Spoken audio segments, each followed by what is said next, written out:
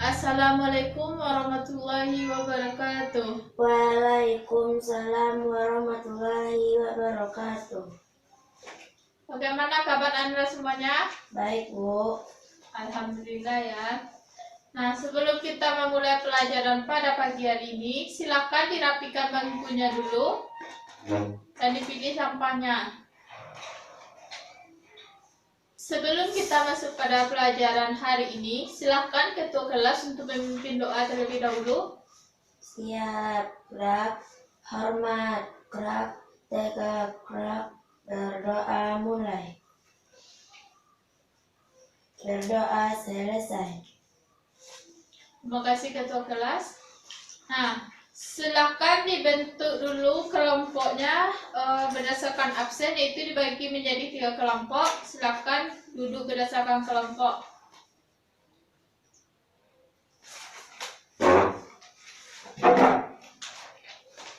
Apakah sudah berdasarkan kelompok? Udah, Bu. Nah, bagus sekali. Nah, apakah hari ini hadir semuanya? Hadir, Bu. Nah, bagus. Nah, mari kita lanjut pada pelajaran hari ini, yaitu tentang pesawat sederhana. Nah, sebelum kita masuk pada materi, sini Ibu mau bertanya, siapa di sini yang pernah naik jungkat-jungkit? Saya, Bu. Nah, jungkat-jungkit tersebut termasuk ke contoh pesawat sederhana. Nah, sekarang kita akan membahas tentang pesawat sederhana. Adapun tujuan pembelajaran pada hari ini yaitu mengetahui, yang pertama itu untuk mengetahui pengertian dari pesawat sederhana, mengetahui dan menjelaskan apa saja jenis-jenis pesawat sederhana dan bagaimana penjelasannya.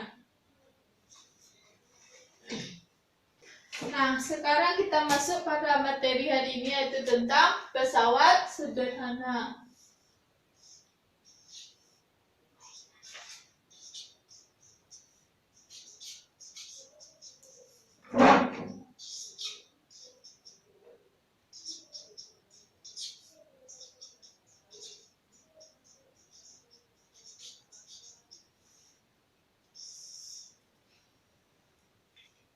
Nah, sekarang siapa yang tahu apa itu pesawat sederhana? Alat bantu manusia, Bu. Nah, benar sekali. Mari kita kasih aplaus kepada Jessica. Pesawat sederhana adalah alat bantu manusia, alat sederhana yang digunakan untuk mempermudahkan urusan manusia. Nah, contoh dari pesawat sederhana tadi, kan sudah ada tadi contoh yang pertama itu jungkat-jungkit, gunting, stapler. Nah, sekarang kita tuliskan pengertian dari pesawat sederhana. Pesawat sederhana adalah alat sederhana yang digunakan untuk membantu urusan manusia atau meringankan segala urusan manusia. Nah, pesawat sederhana ini memiliki 4 jenis, yaitu ada tuas atau pengungkit, kedua katrol, ketiga roda berporos, dan keempat ada bidang miring. Nah, untuk pada bagian katrol, roda berporos, dan bidang miring, silakan disimpulkan bersama-sama kelompoknya apa yang Anda dapat dari kesimpulan yang Anda pelajari. Silakan dibaca buku ya dan dibuat kesimpulannya. Nah, yang pertama akan Ibu bahas tentang tuas atau pengungkit. Nah, coba Anda semua perhatikan gambar ini. Nah, pada gambar tersebut dapat kita lihat bahwa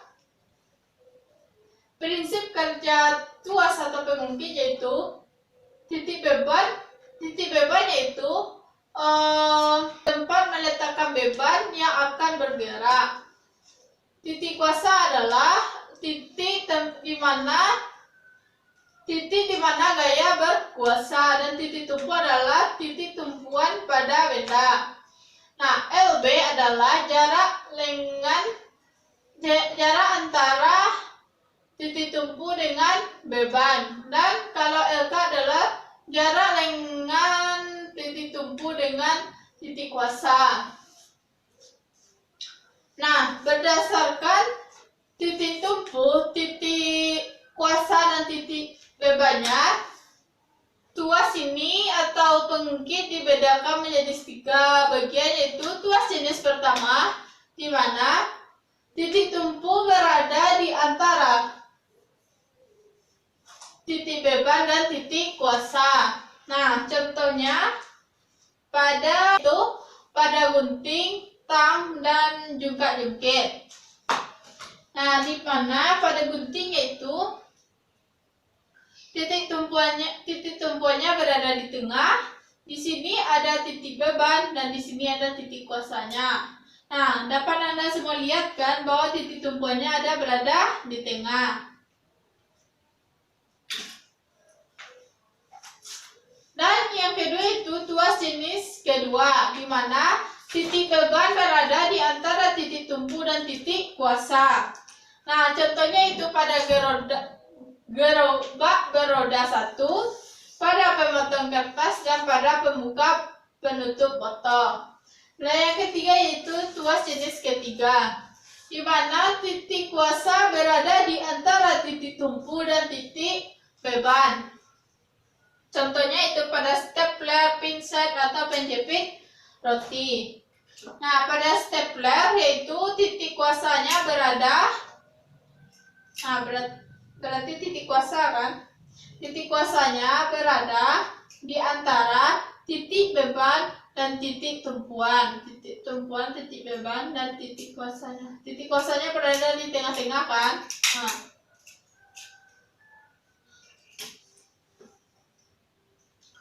Nah, pada pengungkit ini terdapat keuntungan mekaniknya, yaitu KM sama dengan W per F sama dengan LK per LB. Berarti kita masukkan ke persamaan W dikali LB sama dengan F dikali LK, di mana W adalah beban dengan satuan Newton, LB adalah jarak lengan beban dengan satuan cm, dan LK adalah jarak lengan kuasa dengan satuan cm, dan F adalah gaya kuasa dengan satuan Newton. Nah, sampai di sini apakah Anda semua paham? Paham, Bu.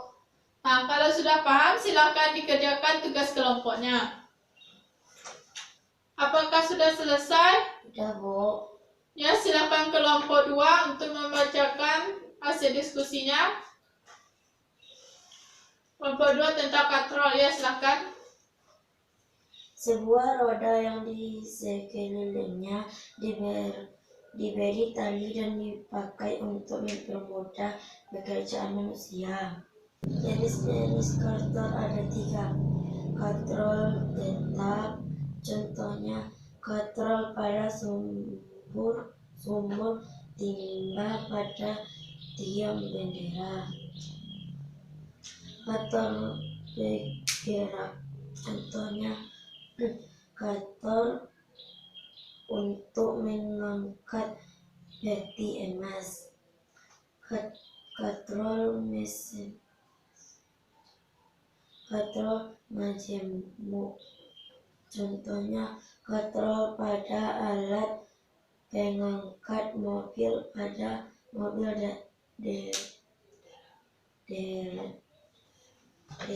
Nah, mari kita kasih aplaus kepada kelompok 1. Nah, untuk katrol terdapat keuntungan mekaniknya, yaitu pada katrol tetap KM-nya sama dengan LK per LB sama dengan W per F sama dengan 1. Dan untuk katrol bergerak, KM-nya 2 karena lengan kuasa 2 kali sama dengan 2 kali lengan beban. Maka pada katrol majemuk tergantung pada jumlah talinya. Apabila tali bergerak ke atas, maka jumlah tali ditambah 1. Nah, silakan kepada kelompok 3. Kelompok 2 tentang roda berporos.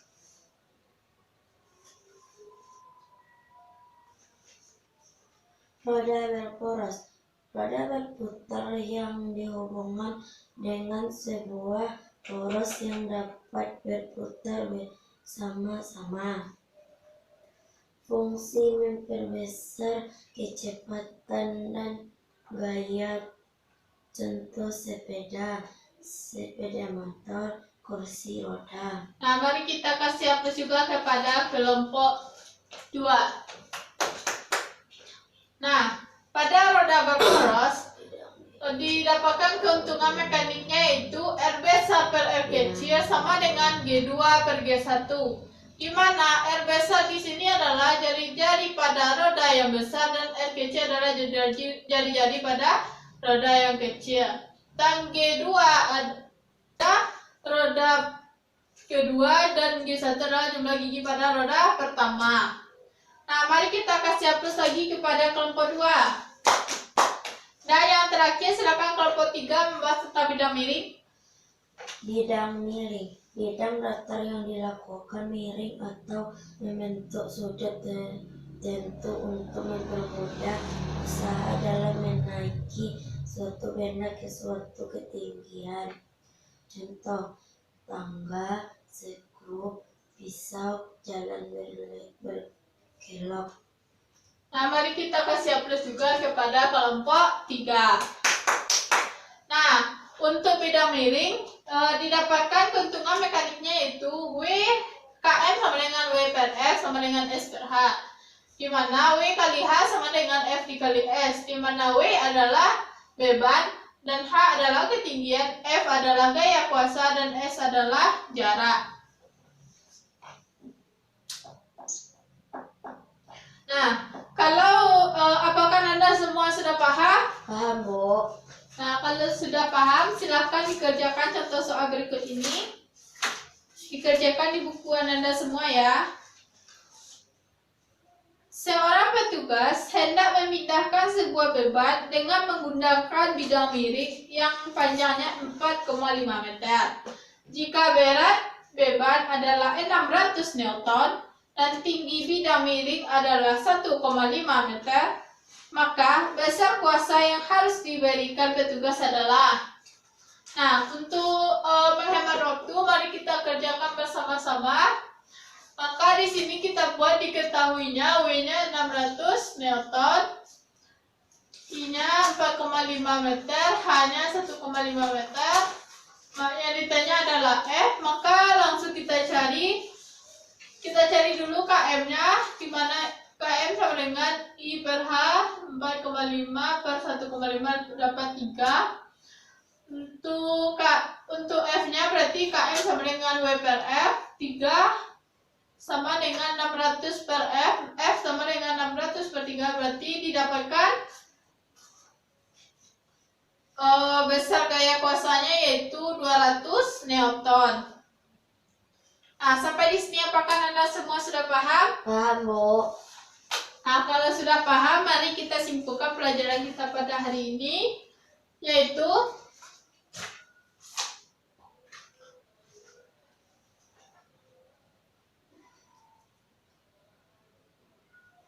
siapa yang tahu apa sekarang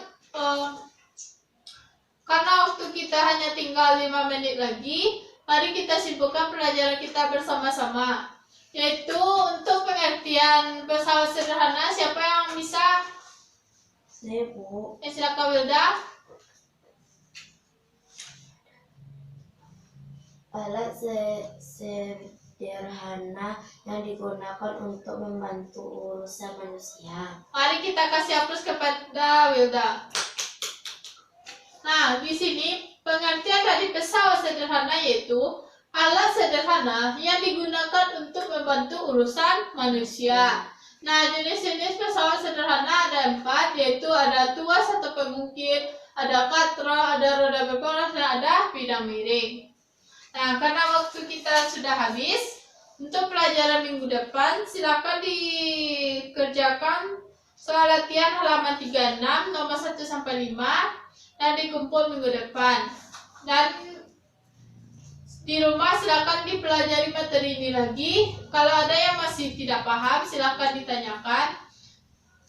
Mungkin hanya itu pelajaran kita pada hari ini. Untuk minggu depan silakan dipelajari materi selanjutnya. Silakan ketua kelas untuk menutup pelajarannya.